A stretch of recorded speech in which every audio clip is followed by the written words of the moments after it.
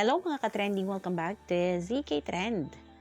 Lola na fan ng Don Bell, sobrang saya nang muling makita at mayakap si Bell. Noon pa man ay fan na nga ni Lola Neneng sina Donnie at Bell. Minsan na ngang nakita ni Lola Neneng sina Bell at Donnie na talaga namang grabe rin ang saya nang makita nga ang kanyang iniidolo.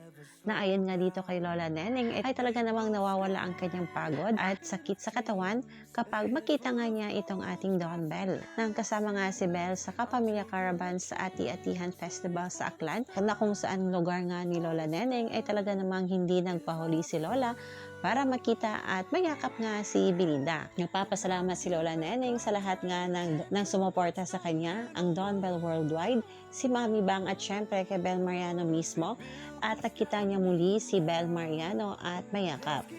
Makikita dito sa video na talaga namang sobrang saya ni Lola Neneng. At kung matatandaan na rin ay nag-trending sina Lola Neneng at si Donnie Pangilinan sa isang live na kung saan sinabi nga ni Lola Neneng na ang hobby ni Donnie ay makipag-holding hands.